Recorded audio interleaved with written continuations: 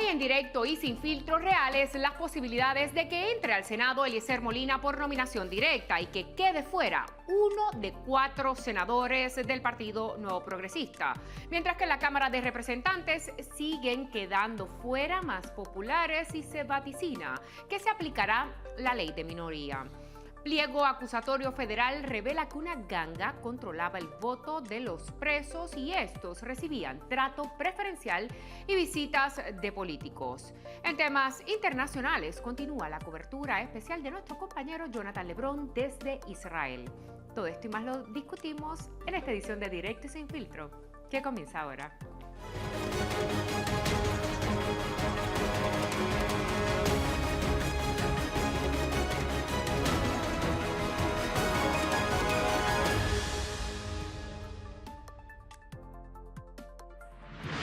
Muy buenas tardes, Puerto Rico, bienvenidos a Directo y Sin Filtro. Soy Limari Suárez, siempre les recordamos que usted nos puede sintonizar en nuestra página de Facebook y hoy está conmigo mi compañero Armando Valdés. Muy buenas tardes, Armando. Buenas tardes, buenas tardes. Haciéndome maldades justo antes de entrar al aire y por eso empiezo con una sonrisa, con información tremendita. Mira, ¿cuál es la pregunta de hoy? Mira, la pregunta de hoy es si ustedes, nuestro público, entienden que a Eliezer Molina se le va a tratar justamente en el proceso de escrutinio electoral. Como ustedes saben, ya está terminando el escrutinio, se ha buscado en esa columna de nominación directa todos los nombres que escribieron las personas, desde Eliezer Molina hasta Mickey Mouse.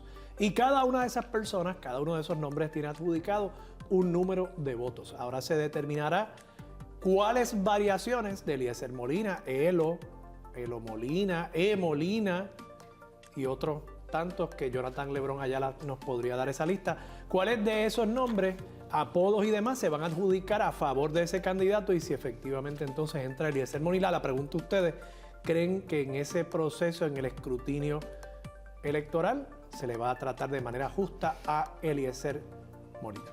Y esa es la pregunta que tenemos para ustedes hoy, pero de inmediato vamos a comenzar nuestro análisis sobre lo que está aconteciendo con ese escrutinio general. Y de inmediato le damos la bienvenida a Edwin Mundo, quien fue comisionado electoral del Partido Nuevo Progresista, y a Javier Aponte Dalmau, senador del Partido Popular Democrático. Buenas tardes a los dos. Buenas tardes, Mario. Buenas tardes. Feliz Navidad.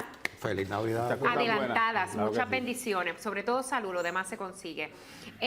Quiero empezar con usted, Mundo, porque todo apunta que la nominación directa, Eliezer Molina, quien fue candidato independiente a la gobernación y que esta vez buscaba un puesto en el Senado, cada vez que pasan los días como que se acerca o se materializa la posibilidad de que entre al Senado. ¿Cuándo usted estima que tendremos certeza de si eso va a ocurrir o no? Este fin de semana, ya finalmente, todas las candidaturas se van a definir. Ya hoy, en la mañana, cuando hablé con gente en la comisión, quedaban menos de 1,000 votos por contar. 5 acá, 6 en otro precinto. Todos los colegios hoy regulares deben entrar sus actas al sistema de la comisión y quedaría solamente el voto adelantado, ya sea por correo o a domicilio, algo ausente, algo de confinado. Así que yo creo que durante este fin de semana todas las candidaturas van hasta el final y sobre este asunto. En el caso de Eliezer va a tener que esperar hasta el último día, como tendrán que esperar los candidatos por acumulación. Algo que ha pasado es que todo el mundo hablaba de 89,000 votos al final, de write-in al Senado por acumulación, pero Benave no va a llegar ni a 15,000 votos, hay que ver todas las otras combinaciones, a cuánto llegan para ver cuántos votos finalmente tiene Eliezer Molina. ¿Qué número estimas que haría falta para que Eliezer entre? Alrededor de 62, 63,000 votos tendría que tener sobre esa cantidad. 62, había 89. Nos planteas que Bernabe sacó quizás 15, o sea que quedan 74,000 votos más o menos. Hoy quedan 13,000 por contar. Hay que ver cuántos de esos 13,000 faltan. No de contar, de adjudicar en las actas de la comisión. Están todos ya contados. Hay que ver de cuántos de esos final coge y cuáles combinaciones, como dijiste en la introducción, se le aplican. Hay muchas variables, hay 307 variables de nombres que podrían parecerse al nombre de él y hay que ver cuántos de esos finalmente se le van a ¿Y adjudicar. en quién recae esa decisión de esas variables? Usted expresa que hay cerca de 300 o un poco más de 300 variables de nombres que podrían parecerse al de Eliezer Molina. ¿Quién determina Los comisionados. cuántos? Los comisionados van a pasar juicio sobre esas variables. Yo me imagino que al final, después los comisionados no habrá unanimidad y la presidenta tendrá que adjudicar y el que no salga favorecido acudirá a los Y aquí de los tribunales. comisionados a quienes les conviene que no entre Eliezer Molina es al PIB y al PNP. Aquí coinciden el los PIB, intereses de ustedes dos. No, el PIB no tiene ningún ¿Cómo que problema no? con esto. Porque ¿No? Como quiera va a Si haber Eliezer en no el entra, Senado- en el tendrían Senado- otro escaño en el- por minoría, ¿no? En el Senado, como quiera, va a haber y de minoría. Pero si Eliezer no entra, tendrían otro. Claro. Ajá. Yo quisiera ver a Entonces Robert- su interés coincide con el del PNP. Yo quisiera ver a Roberto Iván, que lo ha estado defendiendo todo el proceso. Ahora al Ay, final bien. tener que decir que esas combinaciones no El le convienen. PPD no gana ni pierde nada con No, que entre, no, porque ya por acumulación No, del PPD los ya 4 de entraron. acumulación del PPD están seguros, ya O que, sea que los al- intereses aquí, para entender, porque de esto se trata, los intereses del PNP y del PIB coinciden en sacar o que no entre Eliezer, el PPD le es irrelevante y ¿quién más hay? Proyecto Dignidad. Proyecto de Dignidad. Bueno, pero Victoria. Aquí lo relevante es, recuerda que lo que se adjudica allí después es regla y se convierte en una regla para siempre. Tú no puedes hacer cosas hoy que en el 24 te puedan hacer daño. Si no hay consenso entre los comisionados La acerca de una presidenta- variación. La presidenta decide. Y Como insatisfecho pasó en el- Eliezer Molina puede ir al Tribunal Supremo. Eliezer o el que no esté satisfecho con los que le den puede ir al tribunal finalmente. Esto Ahí- va a terminar en el tribunal. Esto definitivamente. es el voto de nominación directa. Hay otro voto que está en controversia y que ahí voy con usted, senador, porque el Partido Popular Democrático el pasado lunes se reunió su Junta de Gobierno y ha determinado su Junta de Gobierno que van a ir al Tribunal Supremo para impugnar una decisión que establece que el voto adelantado por correo de personas que tenían una dirección distinta a la del registro, pues que algunos de ellos que no se hayan conseguido por teléfono para corroborar que en efecto son ellos, no se contabilice. ¿Cuál es su parecer sobre esa decisión que ha tomado su colectividad? Bueno, me parece acertada. Indudablemente aquí, ¿Por qué? porque nosotros estuvimos diciendo desde el inicio que el voto por correo, aunque es un voto que se lleva a cabo en todos los países básicamente del mundo, es un voto que básicamente es un voto, de cierta manera, que hay que corroborarlo. Es peligroso porque puede establecer dos cosas. Personas que no viven, que no son residentes, estén votando en una jurisdicción en donde a su vez están votando también en donde residen. Y lo otro que hay que corroborarse, ¿verdad? La cantidad de solicitud de voto por correo que se hizo y que manejara el correo de Estados Unidos a su vez, fue un planteamiento que nosotros hicimos de que iba a ser una cantidad Senador, pero yo sustancial. quisiera hacer una pregunta, y es la pregunta que le hice ayer a Camacho. Si no consiguen una persona al teléfono, vamos a decir, me llaman y estoy bañándome, Claro. o cambié el número de celular porque muchas personas cambian el número, dejan de pagar, le desconectan la cuenta, tienen que sacar otra cuenta, eso pasa mucho. O el número que está en el registro es la línea vieja de cobre y eso lo cancelaron hace 10 años. Usted no consigue al elector. ¿Cuál sería el remedio para esa situación? No contar ese voto. Bueno, pudiesen haber diferentes alternativas, ¿verdad? Pero hablemos de una El- concreta. ¿Cuál el- sería ¿cuál sería el resultado mira, de no poder el conseguir a ese problema elector? de esto es más complejo. Aquí hay gente que solicitó voto por correo porque no iba a estar el día de las elecciones, porque iba a estar de viaje. Mas, sin embargo, iban al correo y en el correo nadie les planteó, usted tiene un pasaje, porque es la razón de lo que usted está... Pero es que el Así correo no debería yo- ser bueno, esa en en, el alternativa. en el momento de entregarte una papeleta, tampoco habían personas allí, le entregaban 2 y 3 papeletas Senador, yo puedo a una entender sola todo eso, persona y que pueden haber llegase. montones de casos Así que- anecdóticos y me han hablado de un buzón en Santa Isabel y toda la cosa. Fabuloso. Lo que quiero entender. Una persona que legítimamente pidió su papeleta, la recibió, la envió de vuelta con la identificación dentro del sobre amarillo, afuera del sobre blanco. Todo eso se validó. Lo único que sucede es que esa persona vivía antes en la calle Cruz, en el Viejo San Juan, y se mudó a la calle Luna, y no habiendo ninguna diferencia para fines electorales entre una dirección y la otra, no hizo la corrección en el registro electoral. Vamos a usar ese ejemplo. no lo consiguen al número que está en el registro electoral, ¿cuál debería ser el resultado? Que esa papeleta la cojamos y la pasemos por la trituradora. Bueno, el derecho al voto es un derecho que tú tienes, que tiene todo el mundo, que tiene que ejercerlo el día en que son las elecciones.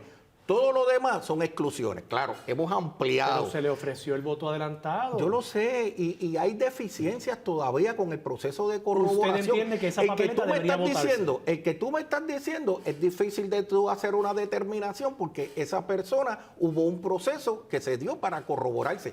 Si a última hora hubo esa determinación, pues es una determinación indudable que van a tener que llevarlas a un tribunal. A mí me parece que esos cambios, la obligación es del elector. Notificar a la comisión, mira, yo hice un cambio. No deberíamos Usted no lo entonces hizo. verificar a todos los electores que viven en San Juan y van y votan en Las Marías. Pero lo que pasa Entonces es vamos que... a llamarlos también espérate. y si no me cambian la dirección vamos a votar. Pero esas que el papeletas derecho también. al voto es que tú vayas el día de las elecciones allí. Las alternativas que tú tienes de otra manera de votar son excepciones. Por tanto, la obligación debe ser del elector que si va a hacer cualquier cambio que al día de las elecciones puso allí, esa es su obligación, Edwin, notificarle a la comisión. es que Edwin, totalmente- esta decisión del No. PPD de ir al Supremo, Es errónea y, ¿Por y qué no, es y no vaya errónea? a ningún lado. Y sobre la, ¿se debe de sobre- votar ese voto o se debe de Hay contar? que contarlo porque se nos dio una impresión de que si usted ponía un buzón, que fue mi caso, yo ponía un buzón y ahí me iban a enviar las papeletas. Yo no me he mudado, yo vivo en el mismo sitio, pero quería tener seguro mi voto y lo pedía a un buzón. En cuanto a la dirección de la gente, los partidos tenían una fecha límite para recusar la gente.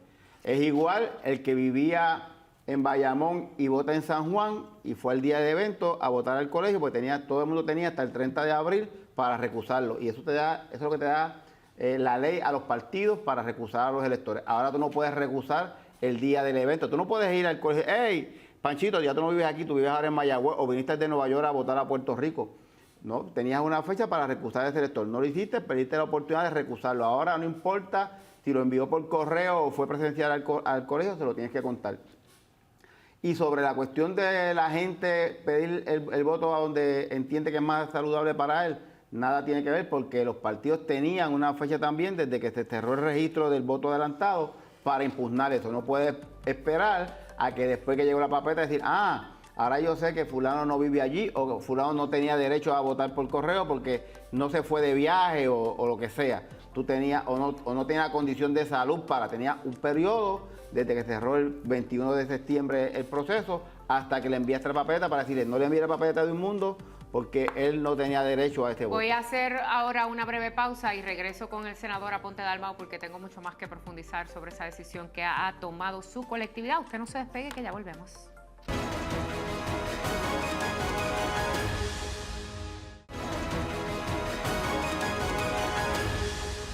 Y estamos de regreso a Directo y Sin Filtro y continúa con nosotros nuestro primer panel de la tarde compuesto por el excomisionado electoral del Partido Nuevo Progresista, Edwin Mundo, y el senador Javier Aponte Dalmau. Y justo antes de la pausa dije que regresaba con el senador porque le quería preguntar a usted ¿por qué el Partido Popular Democrático no se opuso antes, cuando se estaba, particularmente su comisionada electoral, cuando se estaba determinando cuál era el proceso que se iba a seguir con el voto adelantado y con las personas que tuviesen una dirección distinta a la que aparecía en el registro electoral y después de que pasa la elección, ahora es que entonces quieren ir al Tribunal Supremo?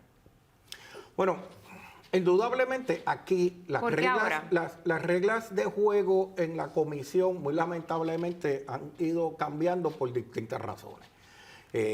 Lo que tú me planteas en cuanto a la falta que tuvo la comisionada electoral sobre ese particular, indudablemente ese término sí venció y no se levantó, eso fue una realidad.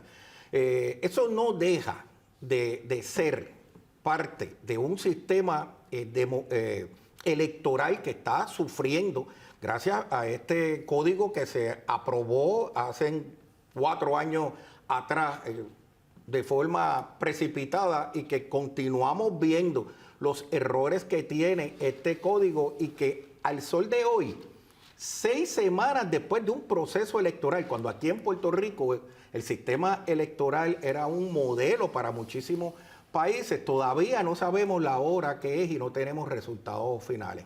Indudablemente lo que plantea el compañero, que indudablemente tiene el expertise y ha trabajado con todos estos procesos. Ustedes están actuando tarde, según lo que por muchísimos años. el PPD actuó tardísimo. No deja de que el próximo cuatrenio este código electoral tiene que pasar por un extenso proceso de revisión. ¿Cómo va a pasar este código electoral por un proceso de revisión cuando el Partido Nuevo Progresista acaparó, dio una pela en estas elecciones? Pero es que ¿Cómo ustedes van a hacer nosotros le cambios? ofrecimos unos cambios que de hecho el Senado lo aprobaron. El 909 del Senado se aprobaron y el propio Partido Popular lo boicoteó. No. El presidente. En la Cámara de Representantes, vamos a hablar de las cosas. Pero fue el presidente del Partido Popular, Jesús Manuel, con Toñito Cruz, los que se dedicaron a boicotearlo y se fueron y se juntaron con Victoria Ciudadana para meter 1000 píldoras venenosas a un proyecto que era bueno para ambos partidos y para la democracia.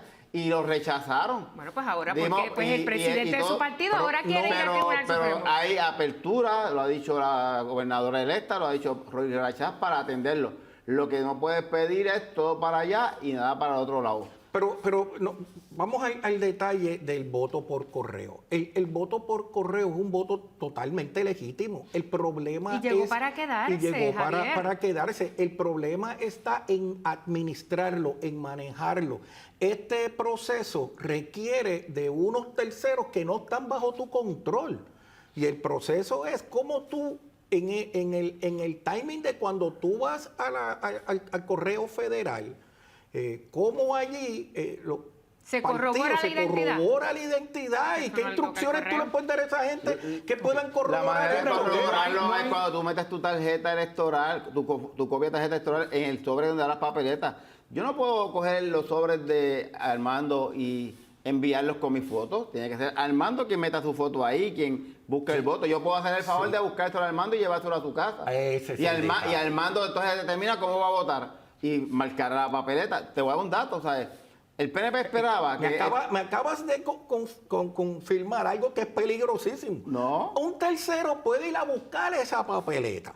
Con una autorización de Armando, una fotocopia. Pero es que el problema es que yo conozco de casos que fueron allí, la esposa, un familiar, nadie corroboró eso. Pero es que el sistema electoral es perfecto. Hay que meter presos a esos carteros, como hay 4 que están a punto de ir presos, porque los carteros tenían la obligación de decirle, te viene a buscar la de Armando, deme la tarjeta de Armando y una carta autorizando a Armando a buscar ese voto. ¿No será más fácil eliminar el requisito, o todos los requisitos, y simplemente decir una de las alternativas para votar para todo elector hábil de más de 18 años es el voto por correo? Eso no es más fácil. Sí. Eliminamos la burocracia innecesaria. Nosotros favorecíamos eso, pero en el momento que se tomaron las reglas del proyecto 909, del Senado, del portavoz y del presidente del Senado, se rechazó por los comisiones del Partido Popular y se descartó esa posibilidad. Por Jesús Manuel Ortiz, que es el presidente del Partido Popular. Yo creo que aquí no es para todo el que tenga derecho, inclusive hay que ocultar la posibilidad para evitar las largas filas del próximo cuatrenio,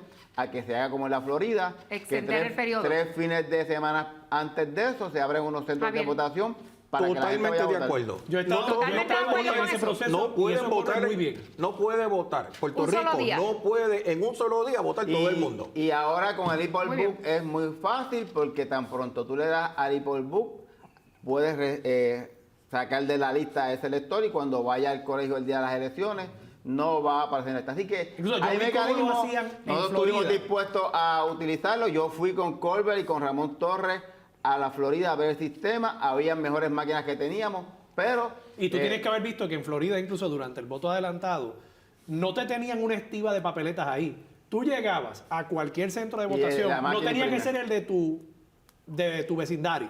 Tú llegabas allí, tú mostrabas tu identificación, el sistema sabía cuál era la papeleta que tú ibas a votar y te las imprimía al momento.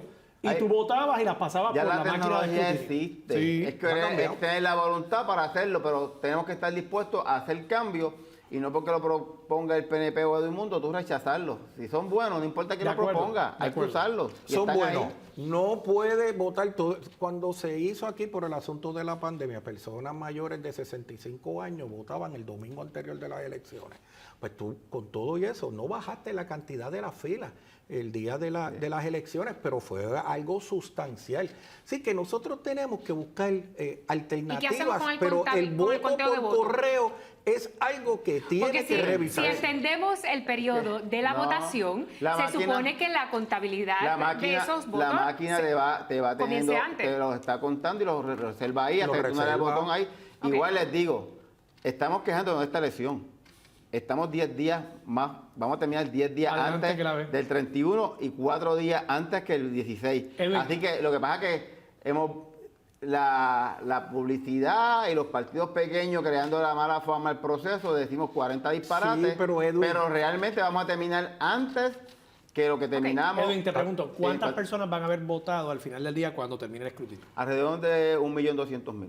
1.200.000, o sea que no muy llegaba. poquito por encima de la vez pasada, ¿no? La vez pasada Habemos fue menos puertorriqueños más o menos igual. ahora, necesitan menos puertorriqueños y cada vez va a haber menos gente. Pero eso también es un argumento a favor, me parece a mí, se lo planteo a los dos, me parece que es un argumento a favor de facilitar el voto. Claro. Porque si estamos teniendo un problema, sí hay uno demográfico, pero la reducción en la participación electoral ha sido más marcada que la reducción poblacional. Yo- Si tenemos ese problema de desánimo, pues vamos a hacérselo más Yo fácil. creo a los electores que la participen. FIA redujo como 25 o 30 mil votos Sí. el día de las elecciones. Gente que Las se fue filas estuvieron de... por no esperar. estuvo Hubo difícil gente que yo tuvo estuve 3 horas. 3 horas en la fila. Yo fui de una de ellas. Yo fui una de ellas. Así que hay pocos bravos para hacer 1 hora, 3 horas en la fila. Y no hay manera, no hay razón para eso. Hay los mecanismos para que la gente vote por adelantado, con seguridad, con todos los requisitos. Pero yo me imagino cuando eso pase, van a empezar a decir, el que vote 2 semanas antes va a ir a votar el día de las elecciones. Señores, hay mecanismos para evitar que eso pase. Yo Se estoy me- totalmente de acuerdo, pero hay un detalle bien importante y es que nosotros no nos podemos acordar. Nosotros teníamos el sistema electoral mejor Y lo tenemos. todo, pero no podemos tener como norte el que un escrutinio nosotros lo terminemos 2 meses después de un evento electoral. Así que, y por distintas razones, porque no se ha debería podido ser la contar. norma. Eso no puede ser así. No debe ser la Así norma. que aquí hay que tomar muchísimas normas correctivas para evitar de Ok. que esto pase. Eso tiene que ser Tenemos memoria durante este corta. cuatrenio. Todos nuestros recuentos duran por lo menos 6 semanas. 6 semanas. 6 semanas. ¿Y eso debe ser la norma o deberíamos Bueno, de tener un bueno, recuento un poquito más si, ágil? Si tuviésemos máquinas Ok. touchscreen para votar, pues no hay que hacer recuento. Miren, el detalle Metes es que el chip y ya. Ay, quiero pedirle una reacción a Vamos. ambos porque ya tengo que hacer una breve pausa, pero voy a discutir este tema en el próximo segmento. Y es que ayer la Fiscalía Federal presentó un pliego acusatorio contra varios miembros de una ganga que opera en las cárceles. Y parte del pliego acusatorio alega que estas personas utilizaban la violencia para controlar el voto. Usted, Mundo, que tiene muchísima experiencia en procesos eleccionarios, ¿cómo es que opera el voto en las cárceles? ¿Los políticos van? ¿Alguien le tuerce el brazo? Allí los confinados ¿Esos bajan confinados? libre y voluntariamente, inclusive cuando no quieren bajar tienen que firmar un documento diciendo que no van a bajar a votar. ¿Y cómo saben que el voto es secreto, no? El voto es secreto, después están en la máquina. Siempre hay 1000 cuentos, igual que dicen ¿Y que... cuentos federales? Entonces, ¿esto es un cuento federal? Bueno, ¿sabes? Allí habían funcionarios de los 5 partidos, nadie levantó, mire, trajeron aquí a Chucho Pérez y lo obligaron a votar de tal manera, ¿sabes? Siempre al final del camino 1000 cuentos van a aparecer, pero allí votó todo el mundo libre y voluntariamente y el que no quiso bajar no tenía que bajar, al contrario, tenía que notificar mediante un documento que no quería bajar para evitar que dijeran que dejaron a Juan Pero adentro y a votar en Pedro la afuera. cárcel, decir que votar en la cárcel es votar libre y voluntariamente, conociendo las dinámicas que se dan al interior, pues... Bueno, igual Sí, yo sé que una persona, si tu papá- no le tenía... Igual que si tu papá te dice, como tú votes en contra de mi partido, te quito la llave del carro. Y Es un poquito distinto. es lo mismo. Pero porque- es que lo que pasa en la cárcel, Senador, Es lo no mismo. creo que sea la misma relación. este Es grupo lo tenía mismo. hasta asesores para Yo ir a la te puedo legislatura. decir que me alegro que haya intervención federal en esto porque aquí ha habido una práctica por años de políticos que van allí a las cárceles, benefician a los presos con juegos electrónicos, con televisores, todo este montón de cosas que se están mencionando ahí es cierta. Y son ciertas porque yo tuve un empleado por destaque de allí, de una de las instituciones, y me contaba todas las barbaries que hacían políticos que visitaban las ¿No llegó el cárceles para momento de beneficio. reconsiderar el tema del voto de los confinados? Créeme que Por lo menos sí. los que están ingresados. En No mi estoy caso, diciendo- en mi caso, sí. Si usted va a estar en la libre comunidad dentro del término que se le venza, ¿verdad? Dentro del término del cuatrenio, yo entendería que usted tiene derecho a votar. Pero si no, si tú tienes una que está persona preso de por allí vida. que no tiene ningún tipo, no Edwin, debería ¿cómo votar. ves? ¿Se debería de Yo creo que tocar es ese como tema? el voto adelantado. Llegó para quedarse. No. Romero Barceló, que lo estableció con los años después, reconoció Claro. que eso fue un error. Claro, pero fue un acuerdo de los 3 partidos en aquel Sí, momento. pero se ha Pero se debería convertido- de replantear. Se si debería le da- replantear. Bueno. Estoy En el caso totalmente Yo de entiendo acuerdo. que no, yo Que entiendo no, que ok. quisiera ver al Partido Popular diciéndole a 7.000 confinados y sus familias que les va a restringir el voto. Ok, tenemos que hacer una breve pausa. Quiero agradecerles a ambos. Nuevamente les reiteramos feliz Navidad. Muchas gracias, igual a Muchas Muchas todos. bendiciones. Nosotros tenemos que hacer una breve pausa. Usted no se despegue, que Directo y Sin Filtro continúa.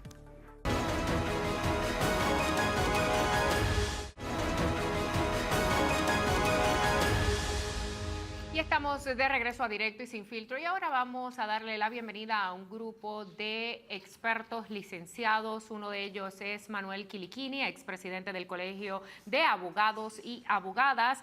El licenciado Juan Mazzini, quien fue fiscal federal, y José Enrico Valenzuela, abogado también que postula en el Foro Federal y también en el Estatal. Muy buenas tardes a los tres. Muy buenas tardes, gracias por tenernos aquí. Buenas tardes, y a los que nos están sintonizando. Así es. Con los tres quiero comenzar a hablar sobre el indictment que presentó ayer la Fiscalía Federal de un grupo de confinados donde incluyen a Jensen Medina, el convicto por el asesinato de Arelis Mercado en una marina en Fajardo. Y este indictment revela algo que es lo que quiero destacar y discutir con los tres. Y es que aparentemente este grupo de confinados, conocidos como los tiburones, ejercían violencia para controlar el tema del voto de los confinados. Y quiero hablar con usted sobre eso. ¿Cuán libre y voluntario es el ejercicio del voto en las cárceles del país? Y quiero empezar con usted, licenciado Quiliquini. Siempre ha sido, mientras yo estuve en el sistema, siempre era un secreto a voces de que el voto era abierto. Tú no tenías las estructuras, cuando tú ibas a votar siempre había un representante de alguna ganga. Yo te confieso que yo nunca vi esa situación. Ahora, de que se comentaba, sí. Las gangas son algo normal dentro del sistema carcelario y ejercen un control casi absoluto sobre todo lo que pasa allí. Así que a mí no me sorprendería de que haya algún tipo de influencia. Lo que es peligroso, sin embargo, es que los políticos sí visitan las cárceles. Los políticos sí hablan con los confinados. Y te voy a dar un ejemplo. Cuando Itzamar Peña corrió para, creo que fue la Cámara, Itzamar había perdido en el voto directo, pero con el voto de los confinados ganó. Y lo que se dice es que el voto confinado casi siempre vota juntos. Si estamos estipulando que en los sistemas carcelarios hay gangas, si estamos estipulando además que ejercen algún grado de influencia sobre las acciones de confinados asociados a esas gangas y a veces no asociados a esas gangas, y que estos confinados entonces están votando de manera tal que la ganga pueda efectivamente ejercer control sobre esa decisión que toma alegadamente libre y voluntariamente el elector. ¿No deberíamos entonces eliminar el voto de los confinados? Porque al final del día le estamos dando una canasta de 3, 4, 5 mil votos a grupos criminales al interior de las cárceles para que entonces con ese poder político que le estamos regalando, no al elector individual, no al confinado, a la ganga, que entonces esas gangas se sienten a negociar con políticos. No deberíamos simplemente reconsiderar y decir, dentro de un sistema carcelario no vale hablarse de un voto libre y voluntario. Bueno, sabes que en los Estados Unidos los confinados casi ninguno puede votar. Lo que pasa es que aquí posiblemente el problema sea la metodología que se usa. Hay que garantizar ese voto confidencial. O sea, que hay una caseta que se meta ahí, porque es como el ejemplo que tú dijiste. Si mi papá me dice cómo votar, yo cuando me meto en la caseta voto como yo quiera. Pero Y la consecuencia es que no me deja usar el carro en el fin de semana, no que... lo que eso no pasa fue es lo que ocurrió. si nadie ve el voto, entonces no hay problema. porque Quiero nadie sabe. escuchar al licenciado Mazzini, porque en el indictment dice de que hubo políticos que visitaron las cárceles, sin embargo no hay ningún político acusado. Entonces se siembra como que pues este dato de que políticos han visitado a las cárceles para tener contactos con estos acusados, pero no están ellos imputados de delito. ¿Por qué decir esto si no hay una imputación o no se ejecutó o materializó un delito? Bueno, lo primero que tenemos que entender es, vamos por parte porque hay varios temas. Debemos de primero aclarar que la acusación no todos son confinados. O sea, la acusación también contempla aproximadamente 10 personas que han estado en la libre, que eran los que colaboraban con ellos en el exterior para conseguir las drogas, para volar los drones, hacer los trámites financieros. Eso es lo primero. Lo segundo, también hay que entender que dentro del pliego acusatorio hace mención de distintas facetas de control y de ejecución de esta organización. En cuanto al tema específico sobre si políticos van o no iban, esto en realidad es una acusación sobre tráfico de drogas, no sobre violación de derechos civiles, de votos. No es una acusación sobre malversación de fondos, ni es una de impunidad legislativa o de política. O sea, no es corrupción política, es una acusación estrictamente de tráfico de drogas. De narcotráfico. Y de Pero sí narcotráfico. se planteó unos temas acerca de cómo se ejerce el derecho al voto en las cárceles. Y hablan de que emplean violencia Sí, para que se se planteó en el sistema para poder describir cómo esta ganga operaba dentro, Claro. porque hablan no tan solo de voto, hablan de disciplinario, de que si no hacían la manera en los actos que quería la ganga, le restringían comida, Pero le vuelvo a la restringían pregunta, usted droga. siendo fiscal federal, de nuevo, ¿cree que el confinado debería tener el derecho al voto? Eso no es una decisión de un fiscal, ni de la... Eso no me compete a mí como fiscal. Bueno, pero Cuando era ciudadano, fiscal...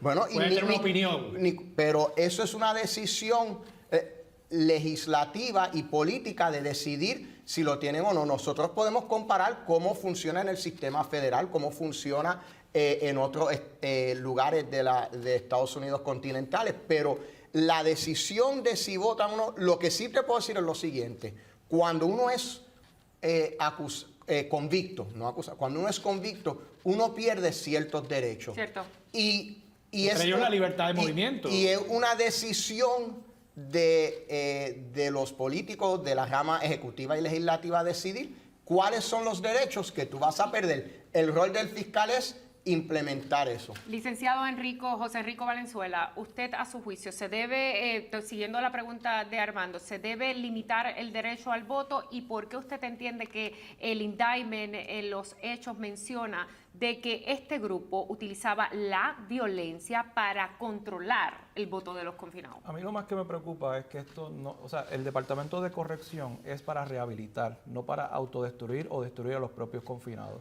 El tema del voto es incidental, pero aquí estamos hablando, como menciona el compañero, de violencia, que no estamos hablando de quitarle la llave a un joven por votar de una forma u otra. Estamos hablando de distribución de fentanilo adulterado. Estamos hablando de múltiples transacciones financieras que están inclusive institucionalizadas por una corporación que tiene que ver precisamente para cabildear a favor de los propios confinados. ¿Y cuál vendría siendo el link o el vínculo de todo esto? Pues el voto. O sea, el voto aquí o el permitirle votar a estos confinados es lo que crea este poder, por decirlo de alguna forma, de distintas instituciones de afuera que tienen que ver con el narcotráfico para poder adentrarse por conducto de estos políticos cuando van a hacer las transacciones para que voten de una forma u otra y garantizarle 5 o 6 mil votos. Y ese es el problema medular aquí. En mi opinión, pues miren, sí, El problema medular aquí es el voto a los confinados. Como quiera va a existir la corrupción, como quiera van a existir el narcotráfico y de alguna forma manera los beneficios que se les brindan a estos confinados por conducto de pagos y corrupción a través de todos estos de empleados de corrección, pero el tú institucionalizar eso a través de un voto, pues ya se salió de control. Licenciado, y usted trae un punto importante que es el propósito bajo nuestra Constitución del sistema. Departamento de corrección, corregir, no es el departamento de Y castigo. rehabilitación. No, y rehabilitación. Y no destrucción. Entonces le pregunto a los tres, bajo la bandera americana, y yo sé que hay algunos ejemplos en los países nórdicos y siempre hay grandes ejemplos allí, y la comparación pues a veces la hacemos muy superficialmente, pero bajo la bandera americana, ¿hay algún sistema carcelario que realmente propenda a la rehabilitación o no existe un ejemplo que nosotros podamos emular? Hay múltiples estados que tienen unos sistemas muy avanzados, como por ejemplo Oregón, quizás California. O sea, no, la rueda está ¿Que hay hecha. rehabilitación? Bueno, ¿Hay verdadera hay rehabilitación? un paso Que para no hay para violencia llegar al interior de los sistemas. Siempre la va a haber. O sea, estamos hablando de personas que están coartadas de su libertad. Pero de ahí a que el sistema promueva la destrucción de esos individuos a través de permitirles que consuman este tipo de drogas que son todas adulteradas y que provocan la muerte. Pues mire, o sea, Si hay eso es parte de eso no creo que es el física, propósito. la violencia sexual. Ni hablar de todo lo demás, pero principalmente estamos hablando del indictment. Y el indictment es del tráfico de fentanilo, que de hecho menciona que ha cobrado, por lo menos se establece en el pliego acusatorio, debo decir, más de 4 muertes. Bueno, el pliego acusatorio tiene la conspiración para la distribución, entonces tiene la distribución que causa la muerte, hay 4 acusaciones para muertes, o sea, 4 muertes, incluye también un lavado de dinero y entonces... Pero ese lavado de dinero no lo podían hacer desde la cárcel. Que necesitaban gente de afuera para poder hacerlo. Y lo dice el entonces indictment también. incluye también la posesión de un arma durante la comisión de un delito de tráfico de droga o violento y entonces tiene la confiscación. O sea, que son ese es el pliego acusatorio. Los 9 Y con cargos. relación a que ellos hayan tenido, Kilikini, una corporación que la registraron en el Departamento de Estado, esta corporación está registrada debidamente Sin fines de lucro. ¿Cómo Monjitas que de la caridad. Esto es algo, No, bueno. esto es algo común. Los nietas tenían su propia corporación. Así que es una fachada que construyen para institucionalizar y darle visos de que somos buenos. Pero volviendo a la pregunta del mando, en los sistemas americanos la violencia está en prácticamente todas las instituciones y hay gangas prácticamente en todos Estamos los viendo lo que está penales. pasando en Rikers. Bueno, Rikers Eso es notorio. Y créeme, yo he visitado múltiples prisiones, tanto en Estados Unidos como fuera. La realidad es que todo baja a una cosa, control. Si tú no tienes un buen sistema que controle, no tienes forma de que puedas evitar todo esto. Ahora mismo hay cárceles en Estados Unidos que tienen un control muy bueno. Baja la violencia, baja el contrabando. Pero nuevamente, si no hay una autoridad dentro de la cárcel, ese vacío lo van a ocupar las gangas. Y déjame decirte, las reglas de las gangas van mucho más allá de lo que ustedes leyeron. Aquí hay reglas para prácticamente todo. Por ejemplo, tú no puedes agredir, por lo menos en mis tiempos, tú no podías agredir a nadie a menos que pidieras permiso para agredirlo. Y te tenían que dar el permiso. ¿Por qué? Porque si tú empezabas otra vez con la violencia, traías mucha tensión y problemas para la ganga. Bueno, O sea, esto, que seguimos con la pregunta de cómo desarrollar una mejor cárcel. El panóptico de Bentham o alguna otra. Todo tiene que empezar con la supervisión, la custodia. Porque en Europa, primero, allá son menos violentos, pero en Europa lo que hay es una mejor custodia. Pero curiosamente, tú sabes que en una de las conferencias que yo fui, uno de los problemas que estaban teniendo en Europa era los nietas que se habían infiltrado en las cárceles de España. ¿Exportando? No. Desde Puerto Rico. Mira, Es un negocio. tengo que hacer From Puerto Rico with love. una breve pausa. Quiero agradecerles a los tres. Este tema yo creo que debemos de profundizar en él porque tiene unas implicaciones, ¿verdad? En el resto de la población y en el resto del país.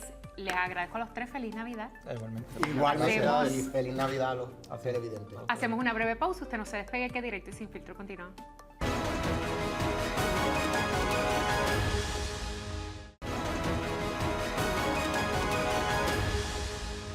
Y estamos de regreso a Directo y Sin Filtro. Llegó el momento de conectarnos con nuestro compañero Jonathan Lebrón, quien se encuentra desde Israel en una cobertura especial sobre el conflicto bélico entre Israel y Hamás en la franja de Gaza. Muy buenas tardes, bueno, para allá, buenas noches. Jonathan, ¿cómo estás? Buenas noches, buenas noches. Estamos aquí, son las 7:54 de la noche en Tel Aviv. Mira. ¿Qué ha pasado? Cuéntame qué es lo que has escuchado en términos de tu cobertura, particularmente con lo que tiene que ver con este cambio en la política estadounidense en la presidencia de los Estados Unidos con Donald Trump. ¿Cómo lo han recibido los israelíes? Pues hoy nosotros estuvimos en Jerusalén, estuvimos visitando la ciudad que es la capital del Estado de Israel, pero también es el centro turístico más importante, donde van las personas porque convergen allí todas las religiones monoteístas y están todas representadas allí. Y de hecho, muchos puertorriqueños viajan a Israel y viajan a Jerusalén para hacer la peregrinación y ir al Muro de los Lamentos, etcétera. Pero tuvimos la oportunidad de dialogar con la vicealcaldesa de Jerusalén, Flor Hassan, y una de las cosas que nos explicó es que Jerusalén es el lugar donde hay mayor concentración de personas árabes. No hay issues, conviven bien, pero sí tienen unos issues socioeconómicos que ellos están tratando de atender y que este conflicto los ha retrasado. Y una de las cosas que nos explicaba es que los judíos ultraortodoxos, que son hombres que se dedican al estudio religioso del Torá, no trabajan y se han convertido en una ficha complicada porque hay mucha conversación en Israel de qué hacer con estos hombres para que se puedan insertar a la fuerza laboral. Y muchas de las cosas que se han hecho, que Flor Hassan ha liderado, son programas de desarrollo económico y educativo en la ciudad de Jerusalén para atender a estas comunidades y también a comunidades árabes, particularmente a las mujeres. Obviamente, esta situación del conflicto a partir del incidente de octubre ha retrasado todo ese proceso. Y la preocupación que ellos tienen es el impacto a mediano y a largo plazo que puede tener, porque, para que usted tenga una idea, Jerusalén siempre está lleno de personas. Hoy estaba vacío. En una intervención que hice más temprano en Radio Isla, que estábamos caminando por las calles de Jerusalén, estaban vacías. Y es literalmente el impacto que ha tenido esta situación del incidente, el conflicto. Así que, ¿verdad? Desde el punto de vista socioeconómico, hay un impacto tangible que están sintiendo las personas allí, que están sintiendo los residentes de Jerusalén, particularmente árabes o musulmanes que viven en la ciudad y que han sentido el impacto de la desaceleración de la economía luego de que no se está recibiendo turismo allí, que es una zona importante, que digamos la principal actividad económica que se hace en Jerusalén. Y con relación al aspecto político, me hablas del socioeconómico, el aspecto político, sabemos que pues obviamente en Estados Unidos ha ganado Donald Trump, hay un cambio en la presidencia de la Casa Blanca. De esta conversación que tuviste con la alcaldesa, ¿te habló sobre si ven con buenos ojos que Trump esté en Casa Blanca o si les preocupa? Al contrario, aquí ella está bien esperanzada con las expresiones que ha hecho Trump inicialmente sobre el tema del conflicto en la zona, de que la mano dura que va a haber desde la Casa Blanca, que esa pasividad que ellos sentían de la administración Biden, no la van a tener con la administración Trump, y que eso va a provocar inevitablemente que se controle la región y que la cosa puede balancearse, ¿no?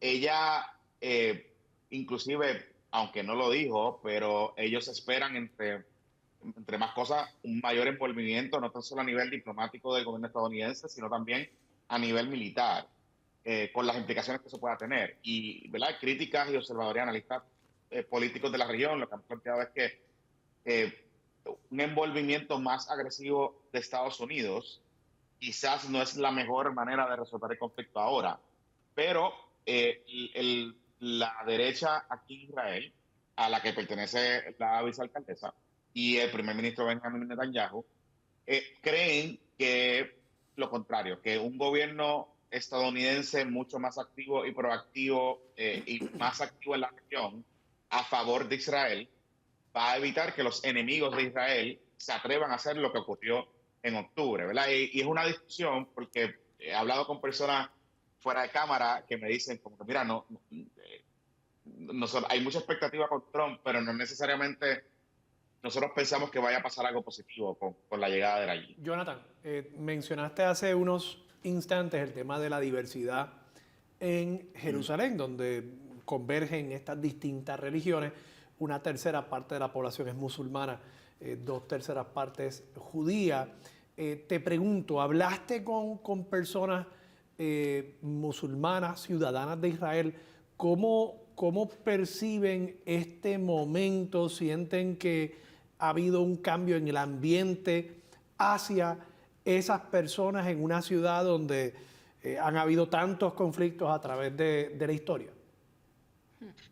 Sí, una de las cosas que me decía un comerciante que tuve la oportunidad de dialogar es que ellos se sienten bien allí, ¿verdad? Y las personas que viven, aunque siempre hay sus tensiones por el tema religioso, etcétera, han podido siempre encontrar unos espacios de convivencia dentro de la ciudad. Lo que han notado a partir del incidente de octubre, y de hecho lo vi caminando por las calles de Jerusalén, es que hay mucha presencia de armas largas de personas civiles, no uniformados, no policías, sino personas civiles con sus armas largas caminando, digamos, por allí. Un civil caminando con un arma larga. Claro, y un poco en el que son de la contexto, reserva, ¿no? Que son de la reserva, y un poco dialogando con las personas. Pero están francos de servicio. No están uniformados y están francos de servicio. Y un poco el cambio que ha ocurrido, que es mucho más notable, ¿verdad? Se ha empezado a promover de que las personas que estén en la milicia, que aquí el servicio militar es obligatorio para todo el mundo, que dependiendo en la división que tú estés, cuando te asignen tu arma, que tú andes con ella visiblemente. De hecho, se pasó una legislación, parte de la coalición conservadora de derecha aquí, que es parte del gobierno, que hace más fácil que la gente cargue con sus armas, que eso no pasaba antes. Eso es un cambio que ha ocurrido en los últimos años a partir de este incidente. Y ¿verdad? La teoría detrás de todo esto es que si ocurre un incidente, que estas personas que ya están entrenadas puedan repeler la agresión antes de que llegue el ejército. O que Jonathan, y eso te pregunto, ¿no ha provocado un aumento en la violencia? O sea, porque me imagino que si aquí en Puerto Rico todo el mundo estuviera andando con un arma larga, pues cada bocinazo desembocaría en un tiro soplado fácilmente desde un vehículo a otro. Claro, hay mucho, tú sientes que hay mucho temor, ¿no? Tú sientes que hay mucha gente que, o sea, a mí me pasó, me miraban extraño, ¿no? Y las conversaciones eran un poco tensas, cuando me escuchaban hablar inglés y español, pues entonces un poco bajaban el diapasón. Y sí, de hecho, Hassan, la vicealcaldesa, nos planteaba de que una de las cosas que ellos también estaban aprendiendo es el tema de que hay un aumento en la violencia intrafamiliar en todos los grupos religiosos. Y que en los lugares donde hay armas hay una probabilidad de que terminan matando a miembros de esa familia en un incidente intrafamiliar. Así que hay unas situaciones que se están dando que es una cosa complicada, que han sido provocadas y motivadas, digamos, por este incidente y por la situación que está ocurriendo en Israel y con Hamas en este incidente, en este nuevo episodio de la guerra entre. Estaremos dándole seguimiento, Jonathan. Gracias por conectarte con nosotros. Que tengas excelente noche, mucho cuidado por allá. Y mañana volvemos a hablar. Sí, bueno. Será hasta entonces. Hacemos ahora una breve pausa. Usted no se despegue, que Directo y Sin Filtro continúa.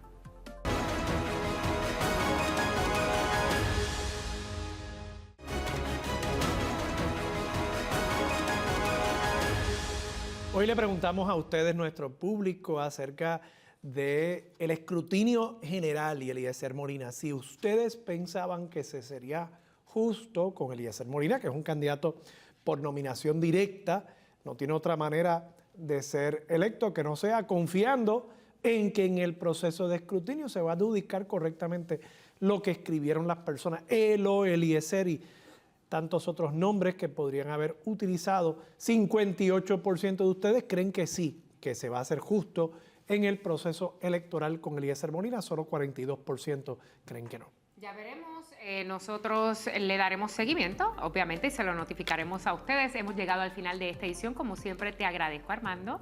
Gracias por tu maldad, gracias por estar con nosotros. Y usted recuerda que tiene otra cita mañana con nosotros a las 6 de la tarde por aquí, por ABC Puerto Rico. Que tengan todos excelente noche.